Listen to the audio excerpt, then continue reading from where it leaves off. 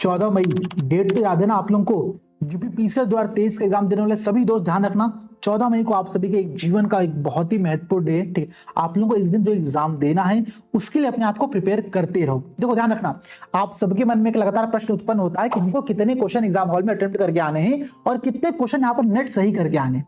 देखिए इस बात पर जो सिंपल सॉल्यूशन आपको मिलता है, सिंपल आंसर मिलता है, वो मिलता है आयोग के द्वारा दिए गए प्रीवियस ईयर के कट ऑफ के आधार पर।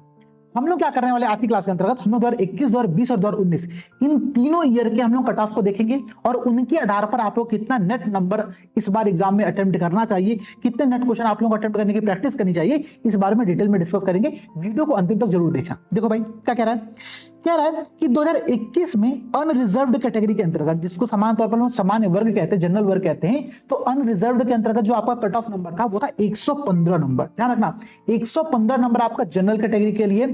वहीं पर ईडब्ल्यूएस के लिए, इकोनॉमिकली वीकर सेक्शन के लिए जनरली ऐसा देखने को मिला पिछले 2-3 सालों से कि 1 से 2 नंबर कट ऑफ यहां पर ज्यादा रहता है। ठीक है, तो ईडब्ल्यूएस के लिए जो कट ऑफ है वो जनरल से 2 नंबर यहां पर ज्यादा है। ध्यान रखना आप लोग इस बात को बहुत ही ध्यान से नोट कर लेना। जब पीसीएस का फॉर्म आएगा तो वहां पर आपको ईडब्ल्यूएस चूज करना है या फिर जनरल के अंतर्गत फाइट करनी है, ये बात सोच समझकर डिसाइड करना। और देखो भाई महिला वर्ग के लिए यहां पर जो कट ऑफ है वो है 110 नंबर का। 2020 का भी बार एनालिसिस कर लेते हैं। 2020 में देखो आप यहां पर, ठीक है, अनरिजर्व्ड के लिए 110 नंबर है, ईडब्ल्यूएस के लिए यहां पर भी 2 नंबर ज्यादा 112 नंबर है, और महिला वर्ग के यहां पर ध्यान दो तो 104 नंबर है। ठीक है, बाकी जो आपकी जो रिजर्वेशन होगा जिस कैटेगरी के अंतर्गत आप आते होंगे वो आप लोग इस लिस्ट के अंतर्गत देख सकते हो। ये लिस्ट मैं आप लोगों को टेलीग्राम चैनल पर प्रोवाइड भी करा दूंगा, वहां पर आप लोग देख भी लेना। ठीक है, अब देखो भाई 2019 का भी एनालिसिस कर लेते हैं। ठीक है, 2019 में कह रहा है कि अनरिजर्व्ड कैटेगरी के लिए आपको 117 नंबर चाहिए।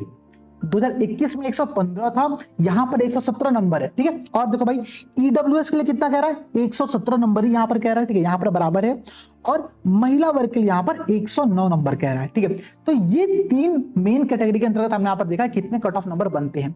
एक सामान्य तौर पर अगर मैं जनरल कैंडिडेट के विद्यार्थी की बात करूं तो उसके अकॉर्डिंग मैं आप लोगों को एक एनालिसिस दे रहा हूं, आप लोग अपने कैटेगरी के अकॉर्डिंग उस एनालिसिस को चेंज कर लेना। ठीक है, क्या एनालिसिस है भाई, 115 नंबर मतलब ये हुआ कि अराउंड 87 क्वेश्चन आप लोगों को नेट सही करके आना है।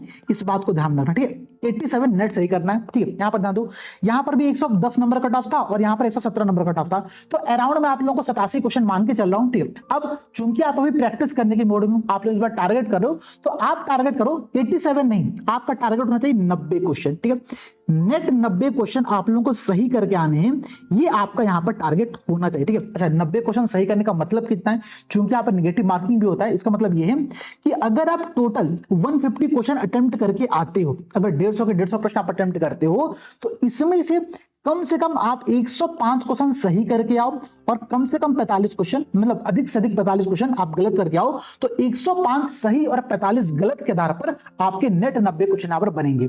तो उम्मीद करते हैं कि ये कट ऑफ आप लोगों के इसके अकॉर्डिंग रहेगा। अब जब आप लोग यहां पर टेस्ट सीरीज सॉल्व कर रहे हो तो आपका जो टारगेट होना चाहिए, टारगेट यही होना चाहिए कि आप नेट 90 क्वेश्चन टेस्ट सीरीज में भी अटेम्प्ट करके आना था ना। देखो 70 to 75% एक्यूरेसी लगभग सबकी होती है। अगर आपको यहां पर एग्जाम क्वालिफाई करना है तो इतने परसेंट एक्यूरेसी बना करके चलिएगा।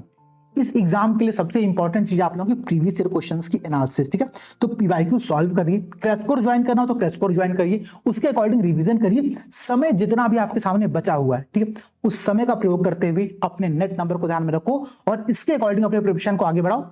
जय हिंद, जय भारत।